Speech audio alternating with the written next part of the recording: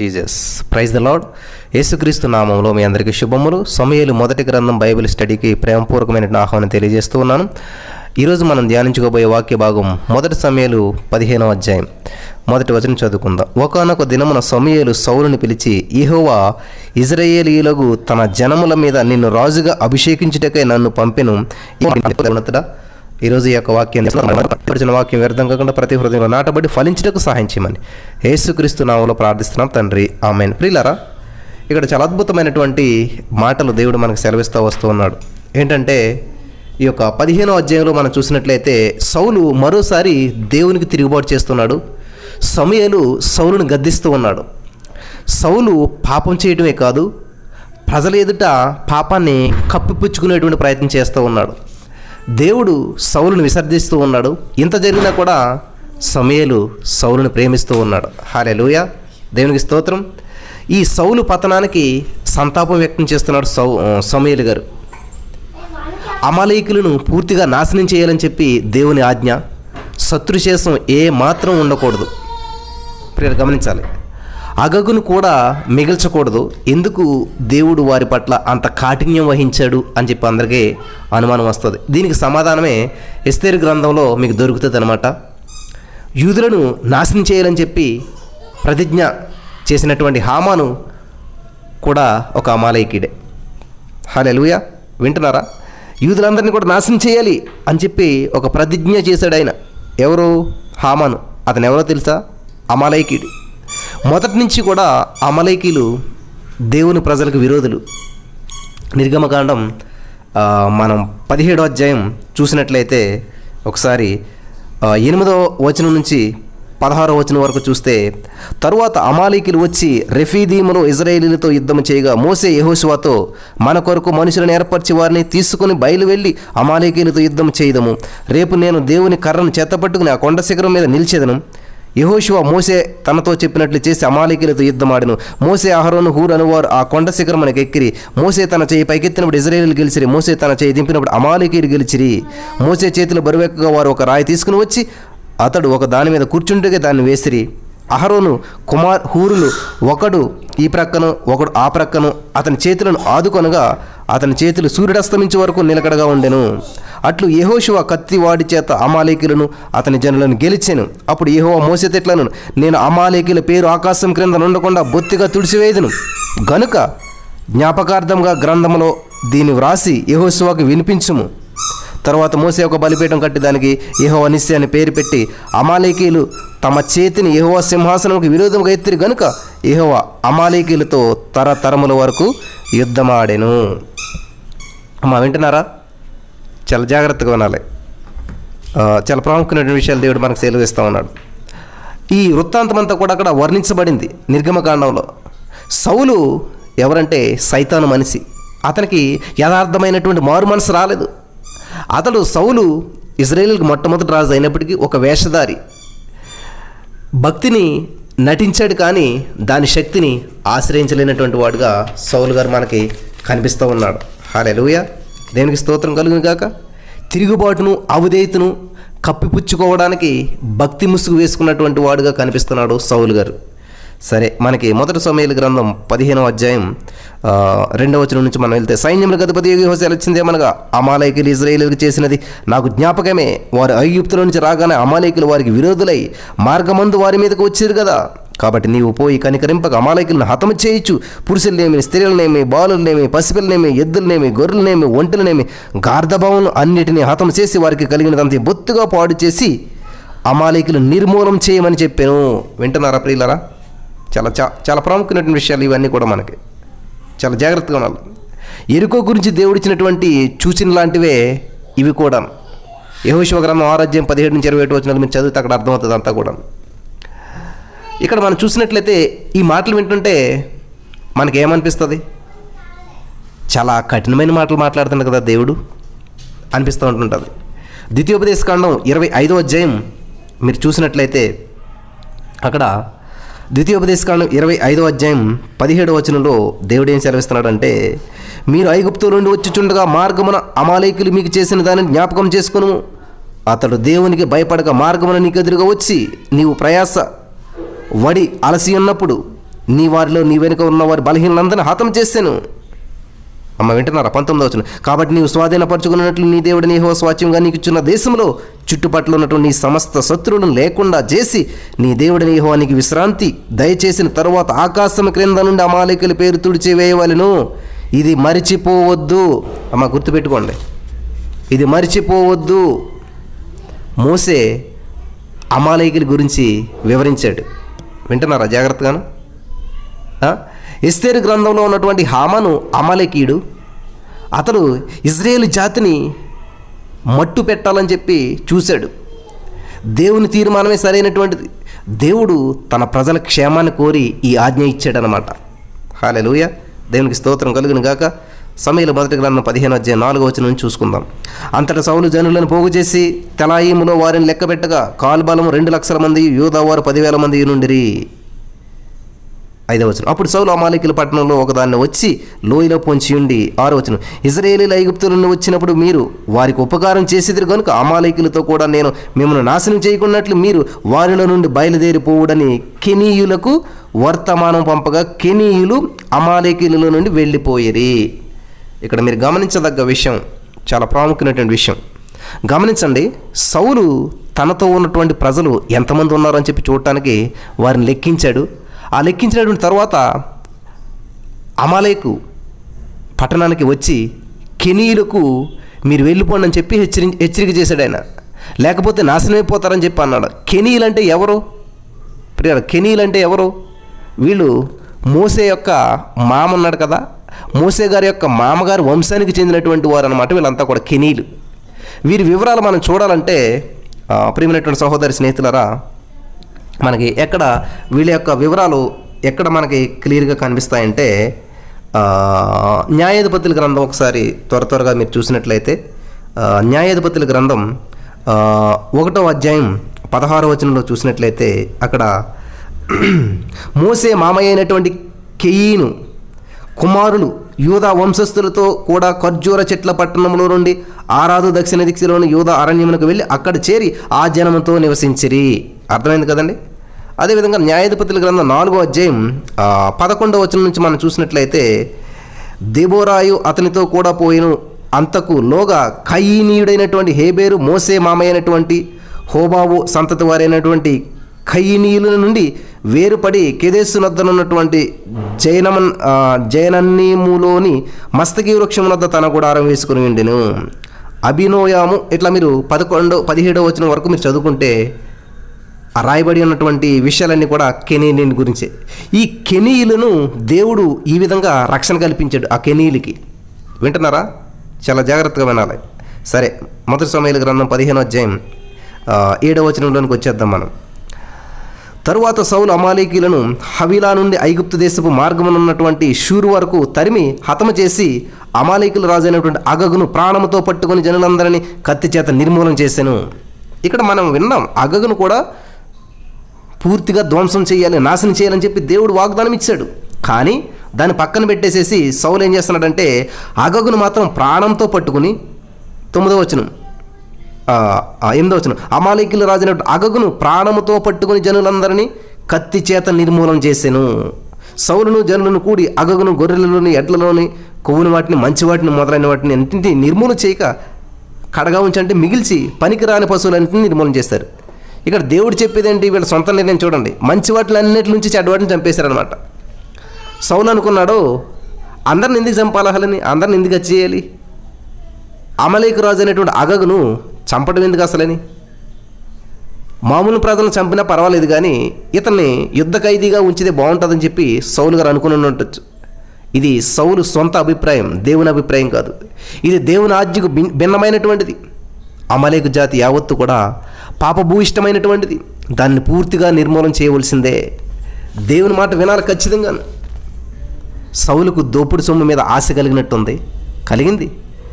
దేవుడు అది కూడదు అంటున్నాడు.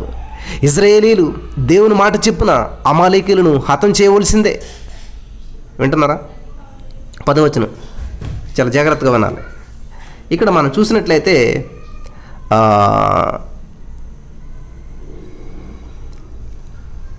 తొమ్మిదవ వచనంలో దేవుని ఆజ్ఞ ఏదైనప్పటికీ కూడా తనకి ఇష్టం చెప్పుని చేసేటువంటి మనిషి సౌలు అనమాట అని మరోసారి మనకి ఇక్కడ అర్థమవుతూ ఉన్నది. చాలా జాగ్రత్తగా వినాలి. అవిధేయత అతనికి ఎంతో నష్టాన్ని తెచ్చిపెట్టింది. ఎవరి విషయంలోనైనా కూడా ఎప్పుడైనా కూడా ఇదంతే. సరే 10వ వచనం, అప్పుడు యెహోవా వాక్కు సమూయేలునకు ప్రత్యక్షమై ఇలాగ సెలవిచ్చెను. 11వ వచనం, సౌలు నన్ను అనుసరింపగా వెనుకదీసి నా ఆజ్ఞను గైకొనకపోయిన గనుక అతనిని రాజుగా నియమించినందుకు నేను పశ్చాత్తాపడుచున్నాను. అందుకు సమూయేలు కోపావేశుడై రాత్రంతా యెహోవాకు మొర్రపెట్టుచుండెను. ఇక్కడ సమూయేలు గారు ఆల్ నైట్ ప్రేయర్ చేశాడండి. ఇక్కడ చాలా అద్భుతమైనటువంటి విషయం మనకు కనిపిస్తూ ఉన్నది. ఇక్కడ పని తప్పిస్తూ ఉన్నాను అంటున్నాడు దేవుడు. వింటున్నారా? కంగారు పడుతూ దేవుని మనసుకు అనుగుణంగా ఉన్న ప్రవక్తలు దేవుని అనుభూతులు కొంతవరకు పంచుకున్నారు. చూడాలి ఇక్కడ ఎందుకని సమూయేలు అంత బాధపడవలసి వచ్చింది. సౌలును ఏర్పరచుకున్నది ప్రజలు మాత్రమే కాదు, సమూయేలు కూడా మరి సౌలును ఎంతో ప్రేమించాడు. అతడు బాగుపడతాడని చెప్పి ఆశించాడు. అయితే దేవుడు సౌలును విసర్జించాడు. సమూయేలు దేవుని ఆజ్ఞ అమలుపరచాలి.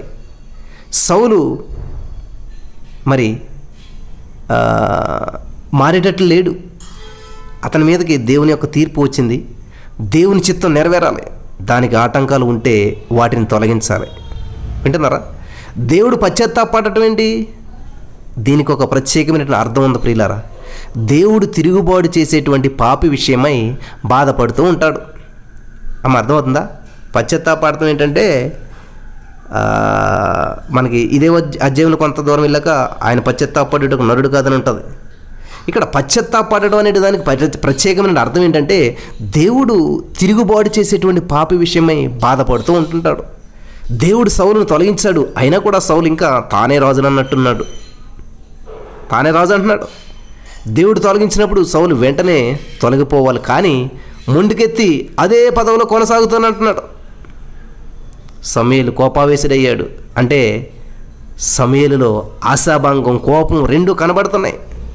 సమూయేలుకు కోపం ఎవరి మీద? సౌలు మీద. అతని గురించి ఎన్నో గొప్ప సంగతులు ఊహించాడు.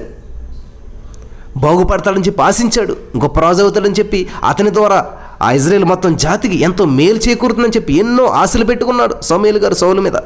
అయితే సౌలు నిరంకుశుడైపోయాడు. సౌలుకు తన స్వంత ఆలోచనలే తప్ప దేవుని మాటలు అంటే బొత్తిగా లక్ష్యం లేకుండా పోయింది. ప్రియులారా వింటున్నారా? చాలా జాగ్రత్తగా వినాలి. అస్సలు లక్ష్యం లేకుండా పోయింది. హల్లెలూయా. ఇక్కడ అగగును యుద్ధ ఖైదీగా ప్రదర్శిస్తే ఈ సౌలుని మరి అందరూ మెచ్చుకుంటారా? అది అతని కీర్తి కొండోతి. అందరూ మెచ్చుకుంటారు అనుకున్నాడు. సరే 12వ వచనం నుంచి మనం చూద్దాం. ఉదయమున సమూయేలు లేచి సౌలును ఎదుర్కొనుటకు పోగా సౌలు కర్మెలునకు వచ్చి అక్కడ జయచూచకమైనటువంటి శిలను నిలిపి తిరిగి గిల్గాలుడకు పోయిరన్న సమాచారం వినెను. 13-14 తరువాత అతడు సౌలునొద్దకు రాక సౌలు యెహోవా వలన నీకు ఆశీర్వాదం కలుగునుగాక, యెహోవా ఆజ్ఞ నేను నెరవేర్చితినగా. సమూయేలు అలాగైతే నాకు వినబడిచినటువంటి గొర్రెల అరుపులు ఎడ్ల రంకెలు ఎక్కడివని అడిగాను. ప్రియులారా, కర్మెల్ అంటే ఇజ్రాయేల్కి ఉత్తరాన ఉన్నటువంటి కర్మెల్ కొండ కాదు. ఇది హెబ్రోనుకు దక్షిణంగా ఉన్నటువంటి ఒక ఊరు. గమనించాలి. ఇక్కడ ఆయన ఏం చేశాడంటే ఒక స్తూపాన్ని నిర్మించాడంట. గమనించాలి ప్రియులారా. ఒక శిలను నిలిపి గిల్గాలునకు పోయిను. దీన్ని తన సొంత ఘనత కోసం నిలిపాడు తప్ప ఇలా చేయడం వల్ల తన నాశనానికి దిగదార్చేటువంటి మోసకరమైనటువంటి దారిలో సౌలు ఉన్నాడని చెప్పి మళ్ళీ తెలుస్తుంది. వింటున్నారా? మనల్ని మనం గొప్ప చేసుకోవాలని కాదు, కానీ దేవుడు మనకు విజయాన్ని ఇచ్చేటువంటిదే మంచిది. జాగ్రత్తగా ఆలోచించండి. కపటాన కప్పుపుచ్చుకునేందుకు చూపుతున్నటువంటి పై భక్తి కలిగినటువంటి మాటలు ఇవన్నీ కూడా ఈయన మాట్లాడుతున్నటువంటివి. మంటను కొంతకాలం ఎవరు కంటపడకుండా మనం కప్పి ఉండవచ్చు కదా ప్రియులారా. అగ్గినిప్పుకిని గడ్డిమేటికి వాదం జరిగిందంట. ఆఫ్టర్ ఆల్ నువ్వెంత అన్నదంట అగ్గినిప్పుని గడ్డిమేటి. సరే నేను వచ్చి నీ మీద పడ్డానంటే అడ్రస్ లేకుండా పోతావనంటే చిన్న అగ్గినిప్పు మీద పెద్ద గడ్డిమేటి వెళ్ళి పడిందంట. అయిపోయింది అనుకున్నదంట. కొంచెం సేపటికి పొగ వస్తూ ఉన్నదంట బయటికి. మంటను కొంతకాలం మనం ఎవరికి కనపడకుండా మనం కప్పి ఉంచవచ్చు. కానీ మరి పొగ మాట ఏంటి? అవిధేయత ఉన్నట్టు అన్ని వైపులా బట్ట బైబిల్ అయిపోతూ ఉంటూనే వేషం వేసుకొని భక్తి మాటలు పలకడం వల్ల ఏమీ లాభం లేదు. వింటున్నారా ప్రియులారా? చాలా జాగ్రత్తగా వినాలి. చూసారా సౌలు ఏ విధంగా నటిస్తున్నాడో గమనించండి. 15వ వచనం మనం చూద్దాం. అందుకు సౌలు, అమాలేకీయుల యొద్ద నుండి జనులు వీటిని తీసుకుని వచ్చిరి. నీ దేవుడైన యెహోవాకు బలర్పించుటకు జనులు గొర్రెలను ఎడ్లను మంచి వాటిని ఉండనిచ్చిరి, మిగిలిన వాటిని మేము నిర్మూలన చేసేదమని అంటా ఉన్నాడు. వింటున్నారా? ఈ విషయంలో బాధ్యత అంతా కూడా నాయకుడైనటువంటి సౌలుదే. అయితే తన మనుషులపైకి ఆ నిబంధనను ఆ నిందంతా కూడా తోసేయాలని చెప్పి ప్రయత్నిస్తూ ఉన్నాడు. చూసారా? నాదేం కాదు తప్పు అంతాను, వాళ్ళదే అని చెప్పి తోసేస్తూ ఉన్నాడు. సమూయేలు సౌలు యొక్క మాటల తీరును పసిగట్టాడు. భక్తుడిగా నటిస్తున్నాడు. దేవునికి బలి ఇవ్వడానికి మంచి జంతువులను ప్రత్యేకించి ఉంచానంటా ఉన్నాడు.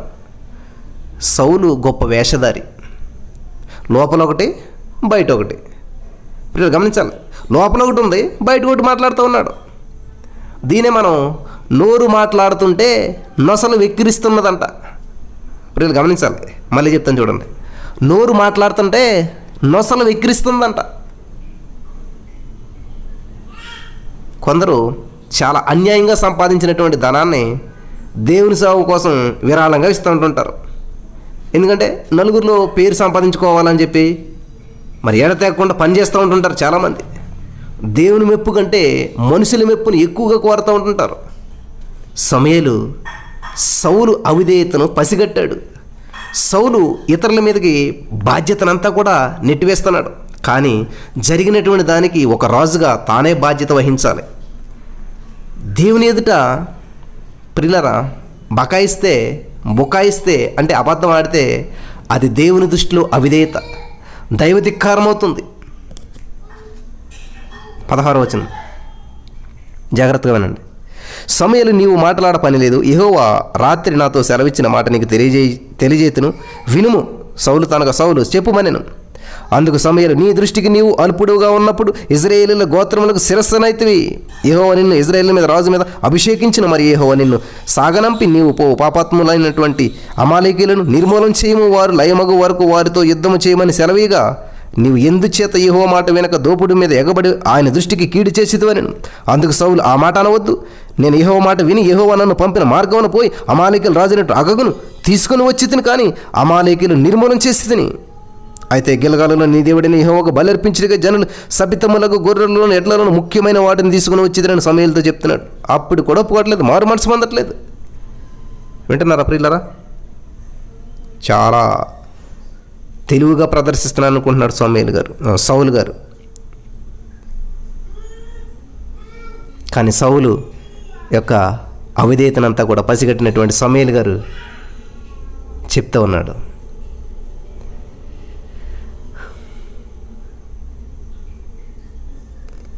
దేవుని ఎదుట నువ్వు అబద్ధం ఆడుతూ ఉన్నావు, అది దేవుని దృష్టిలో చాలా అవిధేయత, దైవ ధిక్కారణ. సౌలు అంటున్నాడు, నేను దేవునికి విధేయుణ్ణి, కానీ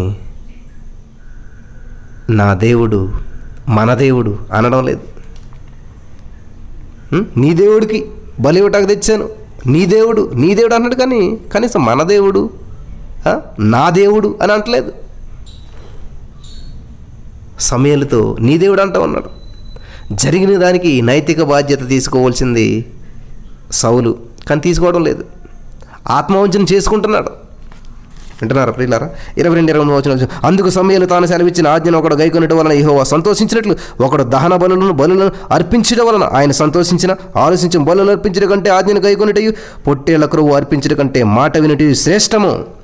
తిరుగుబాటు చేయుట సోద చెప్పుడను పాపంతో సమానం.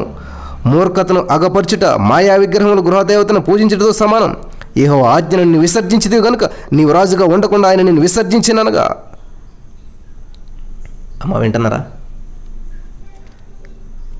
సౌలు జనులకు జడిసి వారి మాట వినినందున నేను యెహోవా ఆజ్ఞను నీ మాటలను మీరి పాపము తెచ్చుకొంటిని అని చెప్పేసి ఆయన చెప్తూ ఉన్నాడు. అమ్మ వింటున్నారా? సగం సగం విధేయత దేవునికి సరిపోతుందా సౌలు అనుకుంటాడు. సగం సగం విధేయత సరిపోతుంది అనుకుంటాడు సౌలు.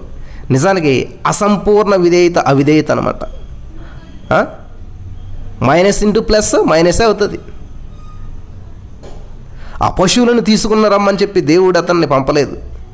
అందరినీ అన్నిటినీ నాశనం చేయమని చెప్పి దేవుడు పంపాడు. అది దేవుని ఆజ్ఞ. అవిధేయత నేరం నుంచి తప్పించుకునేందుకు సౌలు మళ్ళీ భక్తిని ప్రదర్శిస్తూ ఉన్నాడు. వింటున్నారా? మనమందరం కూడా మన హృదయాలపై రాసుకుని అనుదినం చదువుకోవలసినటువంటి మాటలు ఇవి. ఏంటి? దేవుడు 22వ వచనం సెలవిచ్చిన ఆజ్ఞను ఒకడు గైకొనుట వలన యెహోవా సంతోషించినట్లు ఒకడు దహన బలులను అర్పించడం వలన ఆయన సంతోషించిన. ఆలోచించము, బలులు అర్పించడం కంటే ఆజ్ఞ గైకొనుటయు పొట్టేళ్ల క్రొవ్వు అర్పించడం కంటే మాట వింటే శ్రేష్టము. అది దేవుడికి కావాల్సింది. మాట వినాలంతే, బలులు కాదు అర్పించడం. దేవుని యొక్క ఆజ్ఞను పెడచెవిని పెట్టి తన ఇష్టానుసారంగా చేయడం మూర్ఖత్వమే ప్రియులారా. ఇది దేవుడు ఎంత మాత్రం సహించలేనటువంటిది. ఇది విగ్రహారంతో సమానం. తనను తాను ఆరాధించుకోవడం లాంటిదన్నమాట. తిరస్కరించేటటువంటి దేవుడు తనపై దేవుని అధికారానికి తలవంచని వాడు, ఇతరులను పరిపాలించేందుకు తగినటువంటి వాడు కాదు. హల్లెలూయా. దేవునికి స్తోత్రం కలుగును గాక. జాగ్రత్తగా వినాలి.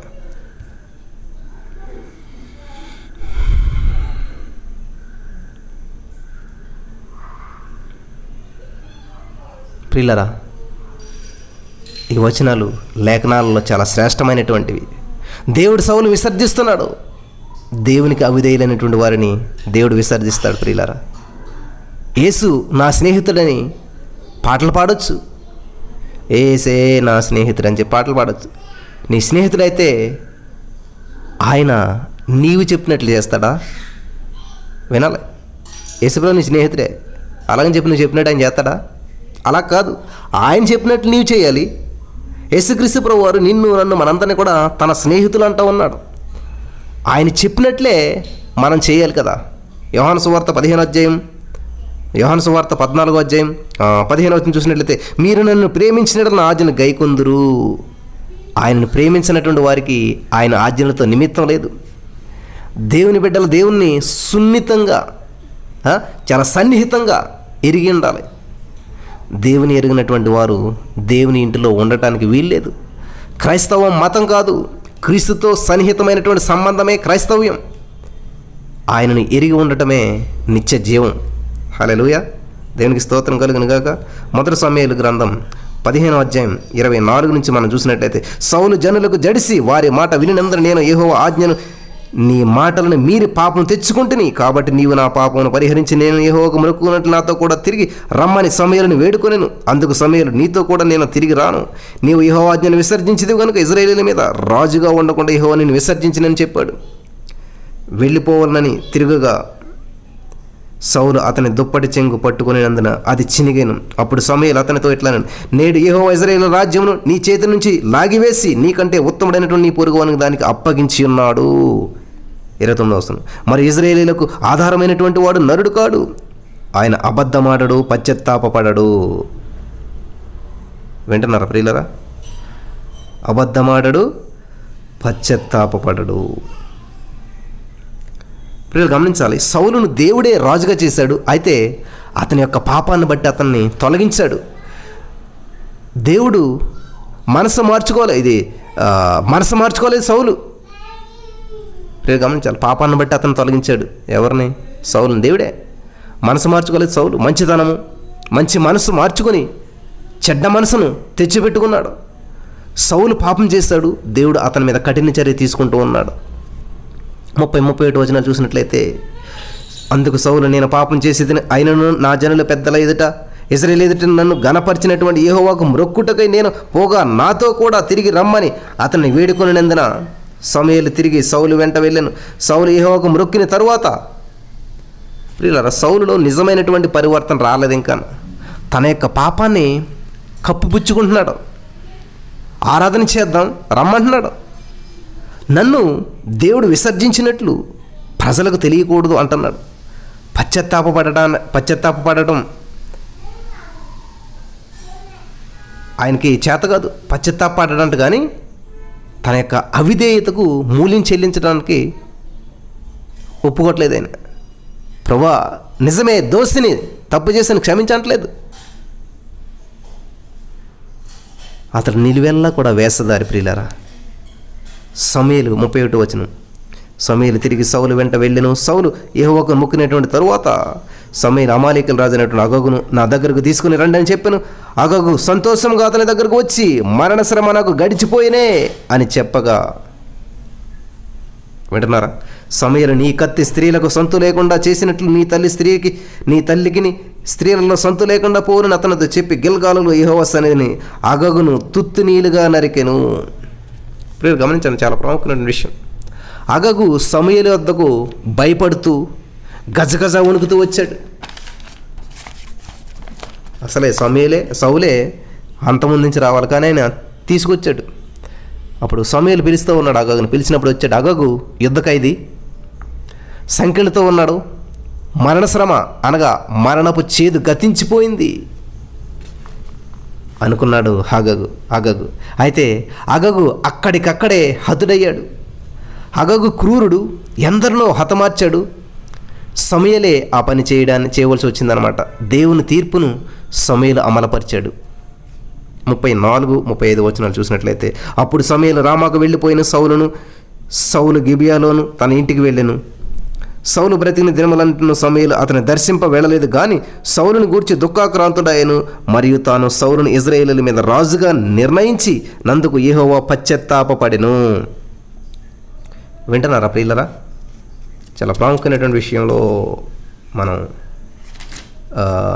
ఈరోజు ఉన్నాం. ఇక్కడ సౌలులో నిజమైనటువంటి పశ్చాత్తాపం అన్నట్టు మనకి ఎక్కడ కనిపించట్లేదు. సమూయేలును క్షమాపణ అడుగుతున్నాడు, కానీ దేవుని క్షమాపణ కోసం అడగడం లేదు ఆయన. సౌలుని గురించి రాసిన అంతటిని బట్టి మనం చూస్తే దేవుని ఆరాధించాలన్నటువంటి ఆసక్తి అతనికి లేదు. ఇక్కడ కూడా ఇలా అనడంలో అతని యొక్క ఉద్దేశం వేరుగా ఉంది. ప్రియులారా వినాలి, సౌలు దృష్టి అంతా ప్రజలపైనే, దేవుని గురించి ఆలోచించడం లేదు. సమూయేలు ఇశ్రాయేలు ప్రజలు తనను తిరస్కరిస్తారేమో అని చెప్పేసేసి, సమూయేలు అలాగే ఇశ్రాయేలు ప్రజలు వీళ్ళందరూ నన్ను తిరస్కరిస్తారేమో అని చెప్పి అతని భయం తప్ప దేవుని పట్ల దేవుని భయం లేదు.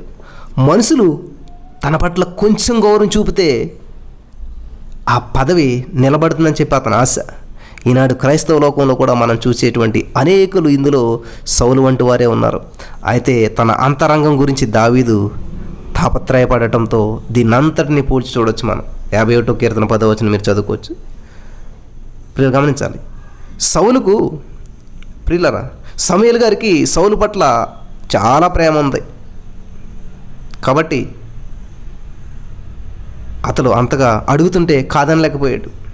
ఒకవేళ సమూయేలు సౌలు వెంట వెళ్ళడం అతను గౌరవించేందుకు కాదేమో, దేవుడు సౌలుకు అప్పగించినటువంటి పనిని నెరవేర్చేందుకు వెళ్ళాడేమో. వింటున్నారా? సౌలు అంటే సమూయేలుకు అనురాగం ఉన్నప్పటికీ అతన్ని కలిసేందుకు మరెన్నడూ కూడా వెళ్ళలేదు. ఎందుకంటే సౌలు అవిధేయత వల్ల దేవుడు అతన్ని తిరస్కరించాడు అంటాడు. హల్లెలూయా. అమ్మ వింటున్నారు కదా? సమూయేలు ఒక ప్రవక్తగా సౌలును కలుసుకొనలేదు. ఎందుకంటే దేవుని దృష్టిలో సౌలు రాజు కాడు ఇప్పుడు. అందుచేత సౌలుతో సమూయేలుకి ఇంక పని లేదు. అయితే సమూయేలు సౌలును ప్రేమించాడు. అయ్యో సౌలు, నీ బుద్ధి వక్రీకరించింది, పతనమైపోయావు. నీ తలాంతులు, నీ బలశౌర్యములు, నీ ప్రయోజకత్వం అంతా కూడా పాడు చేసుకున్నావు. ఇక మీదట నీ బ్రతుకు అంధకారమయం, నీకు పిచ్చెక్కుతుంది. నీలోకి దయ్యాలు ప్రవేశించి నీ వంశం సింహాసనానికి మరి దూరం అయిపోతుంది. నీవు మాత్రమే కాదు, నీ వంశం మొత్తం కూడా సింహాసనానికి దూరం అయిపోయి అంతరించిపోతారు అని చెప్పి సమూయేలు ఏడుస్తాడు, సంతాపం చెందాడు. దేవుడు సౌలుకు ఎన్నో అవకాశాలు ఇచ్చాడు. ప్రియులారా, దేవుడు పాపాన్ని ద్వేషిస్తాడు, పాపానికి తప్పక శిక్ష విధిస్తాడు. ప్రజలు సౌలుని ఏర్పరచుకున్నారు, కానీ అతడు ఒక రాజుగా అప్రతిష్ట పాలయ్యాడు. సమూయేలు సౌలుని ఎంతో గద్దించాడు, అయినా లాభం లేకపోయింది.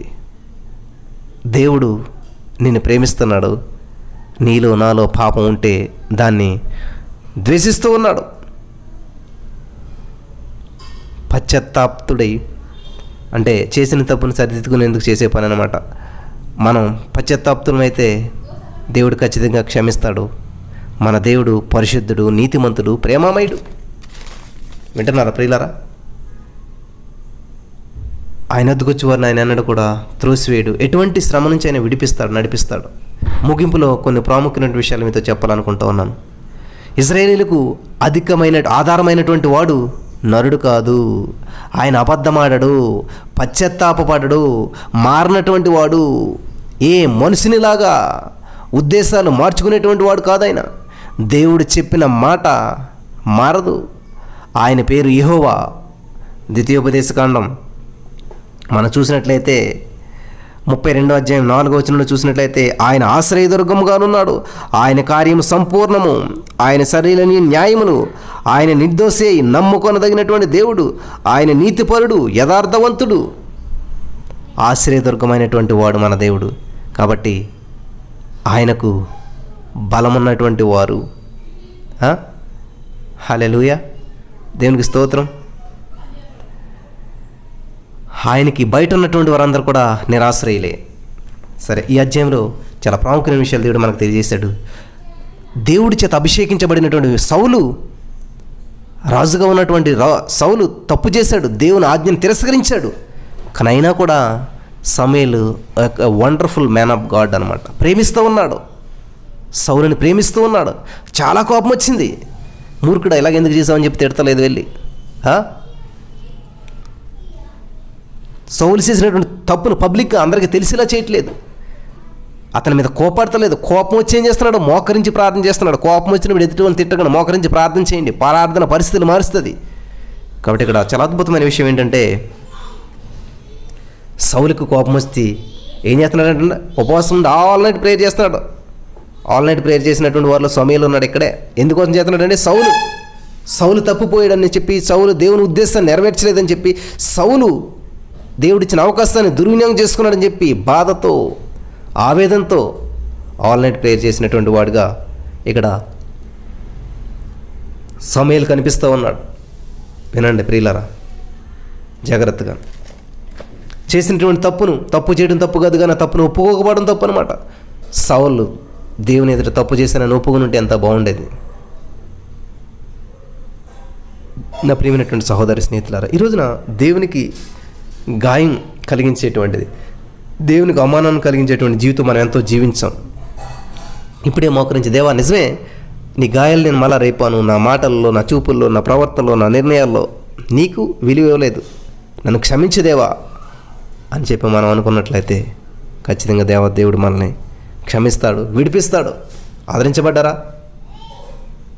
నోరు మాట్లాడుతుంటే నొసలు వెక్కిరిస్తూ ఉందంట. అంటే ఒకటి మాట్లాడతారు, ఒకటి చేస్తూ ఉంటుంటారు. పైకి మంచిగా ఉంటారు, లోపల అంతరంగంలో అసూయ ద్వేషాలతో ఉంటారు. ఈరోజు నీ మాటలు వింటున్న ప్రియమైనటువంటి సహోదరి స్నేహితులారా, చాలా ప్రాముఖ్యమైన విషయాలు దేవుడు మనకు తెలియజేస్తాడు. మరలా వినండి, దేవుడిని వాక్యం ద్వారా బలపడండి. యేసయ్యా నీకు వందనాలు. ఈరోజు వాక్యం ద్వారా నాతో మాట్లాడావు. విన్నవారందరిని దీవించమని, ఆశీర్వదించి చక్కటి బలమును, ఆరోగ్యం ప్రతి వరకు అనుగ్రహించమని, ఈ వాక్యం ద్వారా అనేక మంది బలపరచబడేటకు వారు తీసుకున్న నిర్ణయాలు స్థిరపరచమని యేసుక్రీస్తు నామములో ప్రార్థిస్తున్నాం తండ్రి. ఆమెన్.